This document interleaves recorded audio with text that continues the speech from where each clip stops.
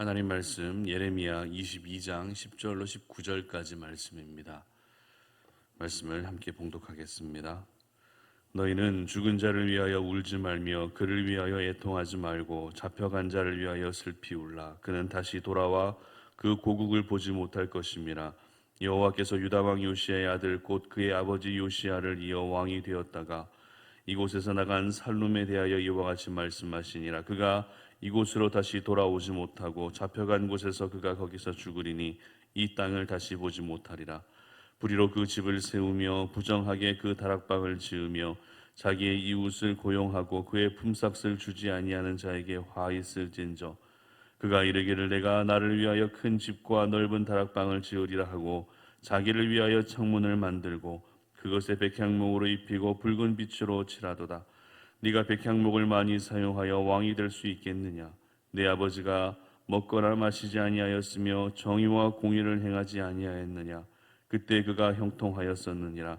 그는 가난한 자와 궁핍한 자를 변호하고 형통하였나니 이것이 나를 알미 아니냐? 여호와의 말씀이니라. 그러나 내 두 눈과 마음은 탐욕과 무지한 피를 흘림과 압박과 포악을 행하려 할 뿐이니라. 그러므로 여호와께서 유다의 왕 요시야의 아들 여호야김에 대하여 이와 같이 말씀하시니라. 무리가 그를 위하여 슬프다 내 형제여 슬프다 내 자매여 하며 통곡하지 아니할 것이며 그를 위하여 슬프다 주여 슬프다 그 영광이여 하며 통곡하지도 아니할 것이라. 그가 끌려 예루살렘 문 밖에 던져지고 나귀같이 매장함을 당하리라. 아멘. 지도자가 살아야 공동체가 살 수 있다라는 제목으로 말씀 전합니다. 내년에는 우리나라에 대선이 있는 해입니다.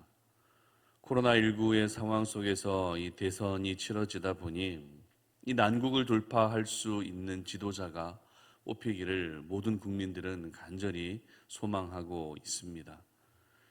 각 정당에서는 지금 대선에 출마할 사람들이 모두 뽑혔고요. 연일 그 후보들이 어디를 방문하느냐, 또 누구를 만나느냐가 항상 관심의 대상이 되고 있습니다. 그만큼 새로운 지도자가 누가 될 것인지가 모든 사람들이 관심을 가지고 있다라는 그런 의미일 것입니다. 지도자의 중요성은 우리나라뿐만 아니라 세계 역사를 봐도 충분히 알 수 있는데요. 우리나라 왕들 가운데 대표적인 폭군으로 불리는 왕들이 있었죠. 바로 연산군과 광해군입니다. 그리고 세계 역사에서도 대표적인 폭군으로 불려지는 그런 사람이 있습니다. 누구입니까? 바로 히틀러입니다. 이처럼 지도자가 바로 서 있지 않게 되면 백성들이 괴로울 수밖에 없습니다. 지도자가 무너져 있게 되면 그 나라가, 그 지도자가 다스리는 그 나라마저도 쉽게 무너지게 되고 항상 고통이 따르게 되는 것입니다. 오늘 본문은 예레미야가 두 명의 왕에 대해서 말씀을 증거하고 있는 내용을 기록하고 있습니다. 그 두 명의 왕들이 누구입니까? 먼저 살룸이라고 불리는 남유다 17대 왕이었던 여호아스라고 하는 왕입니다. 그리고 18대 왕 여호야김 왕입니다. 그런데 공교롭게도 이 두 왕의 아버지는 요시야 왕이었습니다. 여러분, 요시야가 어떤 사람입니까? 몇 안 되는 하나님께 칭찬드렸던 남유다의 왕입니다. 종교개혁을 일으켰고 하나님을 떠나 있었던 백성들을 다시 하나님께로 돌아오게 했던 그런 깨어있는 왕이었습니다. 그러나 요시야는 하나님께 칭찬을 들었을지 몰라도 그의 아들이었던 여호아스와 여호야김은 하나님께 결코 칭찬 듣는 인생을 살지 못했습니다. 이와 같은 모습을 보게 되면 나라를 다스리는 지도자로서의 역할도 참 중요하지만 가정을 다스리는 지도자로 역할은 더 중요하다는 사실을 깨닫게 됩니다. 그렇다면 오늘 예레미야가 전하고 있는 말씀에 기록된 이 살룸과 여호아스의 죄악은 어떤 죄악이었을까요? 그들의 문제는 어떤 것이었을까요?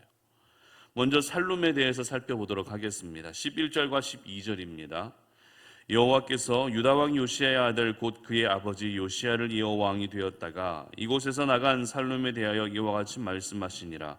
그가 이곳으로 다시 돌아오지 못하고 잡혀간 곳에서 거기서 죽으리니 이 땅을 다시 보지 못하리라. 아멘. 여러분, 이 말씀에서 기록된 이곳이라는 지역은 바로 예루살렘 땅을 의미합니다. 그리고 잡혀간 곳이란 애굽을 의미합니다. 다시 말해서 살룸 왕은 왕이 되고 나서 3개월이 되던 해에 애굽의 바로 느고에 의해서 포로로 잡혀가게 됩니다. 그리고 다시 고향으로 돌아오지 못한 채 그곳에서 비참한 죽음을 맞게 됩니다. 하나님께서는 비록 다윗의 후손이라 할지라도 그가 하나님을 떠난 이상 이방 나라 땅에서 처참하게 죽도록 내버려 두셨던 것입니다. 그리고 이어서 여호야김에 대한 기록은요, 19절 보시기 바랍니다. 그가 끌려 예루살렘 문 밖에 던져지고 나귀같이 매장함을 당하리라. 아멘. 여호야김 역시 비참한 죽음을 맞게 되는데, 여호야김은 애굽에 의해서 죽게 되는 것이 아니라 바벨론에 의해서 죽게 됩니다. 오늘 본문에 기록된 이 살룸과 여호야김, 이 두 사람은 앞서 말씀드린 대로 요시야 왕의 아들들이었습니다. 그렇기 때문에 이 두 사람은 형제지간이라 할 수 있죠. 그러나 이 형제는 어떻게 되었습니까? 한 사람은 애굽에 의해서, 한 사람은 바벨론에 의해서 죽음을 맞게 된 것입니다. 이 살룸과 그리고 여호야김에 대한 기록은 열왕기하 말씀 그리고 역대하 말씀을 보게 되면 여호와 보시기에 악을 행했다라고 성경은 이 두 사람에 대해서 이렇게 평가하고 있습니다. 여호와 앞에서 악을 행했다. 그리고 그 결과 비참한 죽음을 맞게 된 것입니다. 그런데 오늘 특별히 본문에서는 열왕기하 말씀과 역대하 말씀에 기록되지 않은 여호야김의 죄악을 구체적으로 언급하고 있습니다. 그 죄악이 어떤 죄악입니까? 바로 집을 지었다라는 것입니다. 자신을 위해 집을 짓는 죄를 범했다라는 것입니다. 14절 보시기 바랍니다. 그가 이르기를 내가 나를 위하여 집과 넓은 다락방을 지으리라 하고 자기를 위하여 창문을 만들고 그것에 백향목을 입히고 붉은 빛으로 칠하더라. 아멘. 자, 여호야김이 다스리던 시대의 상황은 살룸 왕이 애굽의 포로로 끌려가게 되고 애굽의 왕이었던 바로 느고가 여호야김을 유다의 왕으로 세웁니다. 쉽게 말씀드리면 여호야김이 왕으로 세워진 과정은 정상적인 과정에 의해서 자연스럽게 세워진 것이 아니라 애굽에 의해서 세워진 섭정왕이었다라는 것입니다. 그만큼 지금 시대적 상황은 굉장히 혼란한 시기였던 것이죠. 언제 나라가 멸망할지 모르는 위기의 상황이었습니다. 그런데 지금 왕으로 세워진 여호야김은 무엇을 하고 있습니까? 이 나라가 중대한 위기 앞에 봉착해 있는데 그가 지금 하고 있는 행동이 어떤 행동입니까? 집을 짓고 있었다라는 것입니다. 그렇다면 여호야김은 집이 없었기 때문에 집을 짓고 있었던 것일까요? 그렇지 않습니다. 화려한 왕궁이 있었습니다. 아직 남유다가 멸망한 상태가 아니었기 때문에 왕궁이 존재하고 있었습니다.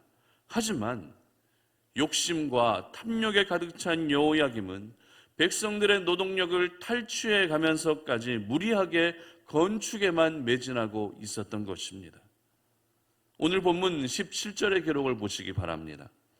그러나 내 두 눈과 마음은 탐욕과 무죄한 피를 흘림과 압박과 포악을 행하려 할 뿐이니라. 아멘.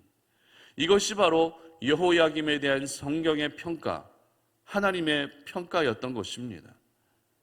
이렇게 나라가 위태로운 상황인데도 집을 건축하는 것 자체가 참으로 어처구니 없는 일인데 그 모든 건축의 목적이 무엇이라고요? 왜 집을 짓고 있다고요? 자기를 위하여 집을 짓고 있었다라는 이 여호야김의 모습은 더욱더 악한 모습이었던 것입니다. 결국 이와 같은 죄에서 벗어나지 못한 여호야김은 바벨론에 의해 죽음을 맞게 됩니다. 그리고 그의 아들 여호야긴이 나라를 다스릴 때 바벨론의 2차 침공이 있게 되고, 그리고 시드기야가 왕이 될 때에는 마지막 바벨론의 침공에 의해서 남유다가 멸망하게 됩니다. 오늘 저희들은 여호와 보시기 악을 행했던 살룸 왕과, 그리고 전혀 시대적 상황을 분별하지 못하고 자신의 탐욕과 자신의 욕심만을 위해 살았던 이 여호야김의 모습을 보면서 지도자가 무너지면 그 지도자가 다스리는 공동체 역시 무너질 수밖에 없다라는 영적 공식을 깨닫게 됩니다. 지도자가 깨어있지 못하니 백성들 역시 깨어있지 못하게 됩니다. 지도자가 정신을 못 차리니 백성들 역시 정신을 못 차리는 것이죠. 지도자가 시대적 상황을 분별하지 못하고 있으니 백성들 역시 시대적 상황을 분별하지 못합니다. 그리고 결국 모두 함께 멸망의 길을 걷게 되는 것입니다. 여러분, 오늘의 이와 같은 상황을 바꾸어 표현하면 지도자가 살아있어야 공동체가 살 수 있다는 말입니다. 지도자가 살아있어야 백성이 살 수 있다는 것입니다. 그래서 지도자의 역할이 그렇게 중요한 것입니다. 지도자의 영적인 상태가 그렇게 중요한 것입니다. 사탄이 어떤 공동체를 무너뜨릴 때 가장 흔히 사용하는 방법이 어떤 방법인지 여러분 잘 알고 계실 것입니다. 바로 지도자를 공격하는 것입니다. 지도자를 무너뜨리는 것입니다. 그 공동체의 리더를 공격하는 것입니다. 왜냐하면 지도자가 무너지고 리더가 무너지면 그 공동체는 한순간에 붕괴되기 때문에 그렇습니다. 그렇다면 지도자가 무너지지 않고, 지도자가 사탄의 공격에도 흔들리지 않고, 죄의 유혹에도 무너지지 않고 날마다 믿음의 영향력을 가지고 살아가기 위해서는 어떻게 해야 할까요? 지도자가 날마다 영적으로 깨어 있기 위해서는 어떻게 해야 할까요? 물론 지도자 본인이, 리더 본인이 하나님 앞에서 바로 살아야 하는 것이 맞습니다. 그러나 지도자를 섬기고 있는 백성으로서, 지도자를 섬기고 있는 한 사람 한 사람으로서 저희들이 감당해야 할 역할도 있다는 것입니다. 그것이 무엇입니까? 바로 지도자를 위해 간절하게 기도하는 것인 줄 믿으시기를 바랍니다. 그렇습니다. 지도자는 백성의 기도로 버티게 되는 것입니다. 백성들이 올려드리는 그 중보기도의 능력으로 맡겨진 공동체를 이끌어갈 수 있는 지혜를 공급받고 그 기도의 힘으로 하나님의 능력을 공급받게 되는 것입니다. 그러므로 지도자를 위한 기도가 여러분의 기도에서 절대 빠지는 일이 없게 하시기를 바랍니다. 먼저는 이 나라의 지도자를 위해서 여러분 열심히 힘을 다해 기도해 주시기 바랍니다. 그리고 여러분이 일하고 계시는 일터의 대표를 위해서도 기도해 주시고, 여러분 가정의 가장을 위해서도 기도해 주시기 바랍니다. 뿐만 아닙니다. 여러분이 섬기고 계시는 교회의 목회자를 위해서도 기도해 주시기를 바랍니다. 여러분, 저를 위해서도 기도해 주십시오. 여러분의 기도가 없으면 저 역시 사탄의 공격에 아무 힘없이 무너질 수밖에 없는 연약한 사람이 바로 목회자, 바로 저의 모습이라는 것입니다. 여러분의 기도는 오늘도 지도자를 살게 하는 능력이 되는 줄 믿으시기를 바랍니다. 결국 여러분의 기도로 지도자가 살아야 여러분이 살 수 있는 것입니다. 여러분이 올려드리는 그 기도로 지도자가 살아야 그 지도자가 다스리는 모든 공동체가 살 수 있는 것입니다. 바라기는 우리 송탄 어린애 가족들의 중보의 기도가 여러분이 속한 모든 공동체의 지도자를 살릴 수 있는 그런 생명의 기도가 될 수 있기를 바랍니다. 여러분의 기도로 말미암아 여러분이 속한 가정도 일터도 교회도 결코 무너지는 일이 없으시기를 주님의 이름으로 축복합니다. 함께 기도하겠습니다. 하나님 아버지 감사합니다. 오늘 이 아침에 우리가 주의 말씀을 통해서 오늘 저희들에게 주신 하나님의 말씀을 우리의 심령에 깊이 새깁니다. 그리고 기도의 자리로 나아갑니다. 아버지 하나님, 지도자가 얼마나 중요한지를 다시 한번 깨닫습니다. 지도자가 무너지면 나라가 무너지고 지도자가 무너지면 백성이 무너지는 것이 바로 영적 공식임을 깨닫습니다. 그렇기 때문에 오늘도 하나님께서 만나게 하신 지도자, 하나님께서 세워주신 지도자를 위해서 기도할 수 있는 하루가 되게 하여 주시옵소서.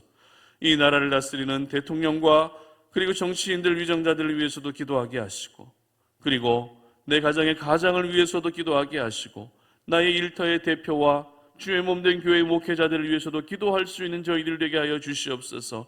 그래서 이 기도로 말미암아 부족한 저희들의 기도이지만 이 기도로 인해서 지도자들이 무너지지 않게 하시고 오히려 건강하게 세워져서 이 나라와 공동체도 나의 가정과 일터와 교회도 건강하게 세워져가는 은혜를 허락하여 주시옵소서.